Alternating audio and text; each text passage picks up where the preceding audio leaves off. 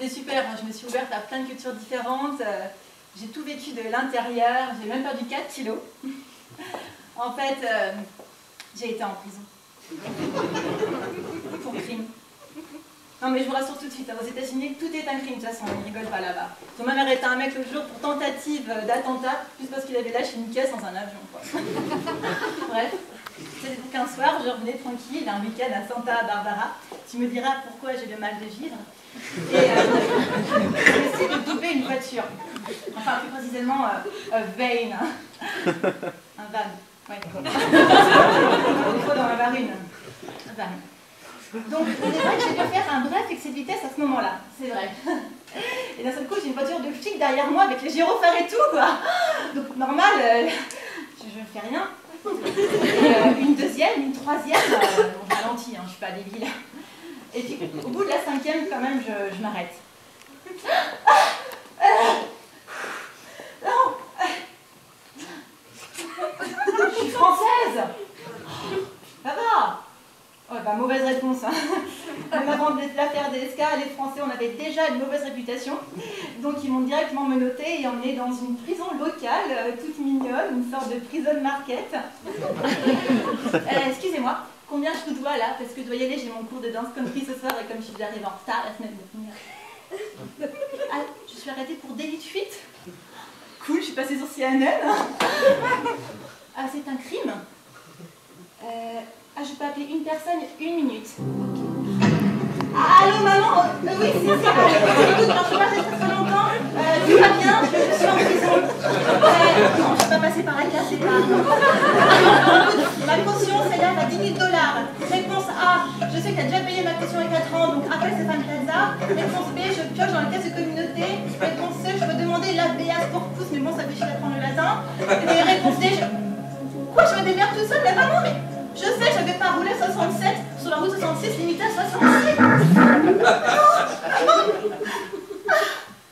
Bon, du coup, c'était foutu pour la soirée, donc il me passe mon pyjama, enfin, la fameuse combinaison orange, ouais, comme dans Prison Break, avec le truc à County Jail. Oui, j'ai porté la même tenue que Hugh Grant et DSK, ouais.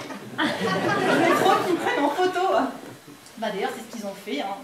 Face, profil. Puis avec un beau sourire, un réflexe de comédienne. Sauf que là, ils ne me demandaient pas un autographe, mais carrément l'empreinte de mon doigt, quoi. Bon, mais plus sérieusement, évidemment, j'étais en prison. Je pensais évidemment à quelque chose de plus important. J'ai vu la nuit entière pour élaborer un stratège et faire appel à toutes mes connaissances intellectuelles. C'était comment j'allais pouvoir rédiger au mieux mon prochain statut Facebook. Parce que là, j'étais en train de vivre quelque chose qui pouvait potentiellement battre un record de likes. Je pensais arrêter pour crime au Texas, lol. Et je ne devinerai jamais où j'ai passé la soirée. Ou j'irai dormir chez vous, ou en prison. Donc le lendemain, il me transfère dans la cellule spéciale criminelle. J'ai pu rencontrer mes 48 collègues de cellule. Il y avait un peu de tout, hein, des Mexicaines, des Blacks. Ça faisait un peu leur ambiance salle d'attente à la CAF. Une télé, un chiotte. Et là, direct, l'officier nous dit « Toutes à poil !» Ok, et bien c'était pas la même ambiance l'été dernier au Cap d'Agde. Hein. Donc là, le quart d'heure de l'amour, on soulève les seins et on écarte les fesses quand elles passent. Pourtant, j'ai pas l'habitude de cacher des choses à cet endroit-là, mais je vous avoue que depuis, ça reste entre nous, hein, je ne prends même plus mon sac à main dont je vais en boîte de nuit. Et le ticket de vestiaire? Ouais, attends. Ah, mon lave-vélo. Attends, tiens, ça va. Retour à la cellule. Madame l'officier, juste une question. C'est normal que les toilettes, c'est ça, hein, ils sont posés en plein milieu de la salle, là, devant tout le monde. Parce que nous, en France, on met des murs autour. Ah non, c'est pas une marque de Duchamp, et dans ce cas-là... Non. Ok.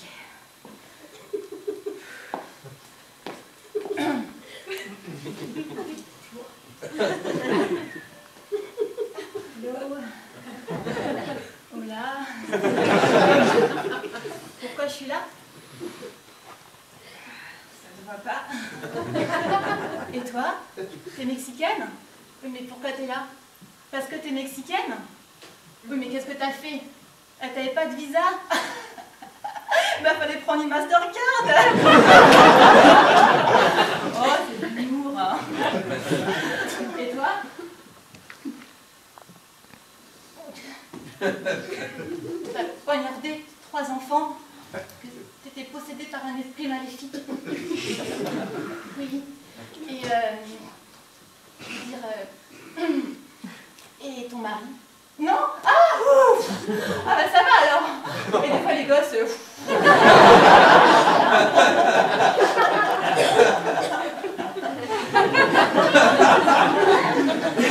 Bref, elles me lâchaient pas, quoi. Sauf à un moment donné, où elles se sont toutes mises devant la télé. Et là, je crois que je peux remercier Michael Jackson. Parce que s'il n'était pas mort à ce moment-là, j'aurais pas pu chier tranquille. Ça, il m'a perdu. Et ce qui est bien d'ailleurs, c'est qu'en immersion totale, forcément, mon anglais s'est amélioré en flèche. Hein. Boy, where? C'est une bouteille d'eau. Fucking beach. C'est une plage avec des phoques. Et en espagnol aussi, du coup. La sauce, la salsa. La danse, la salsa. Le métro, c'est salsa. La purée, salsa. Hyper facile. Donc le lendemain, on se réveille tranquille vers 3 h du matin. Et là, c'est enfin le jour de mon procès. Et moi, je m'attendais à un procès comme dans les films, quoi. En fait, j'étais trop déçue. Je suis passée en visioconférence, la version discount, quoi. Le juge et mon avocat n'étaient même pas venus en plus. Oui. C'est très grave ce que j'ai fait, vous allez me juger pour 10 ans.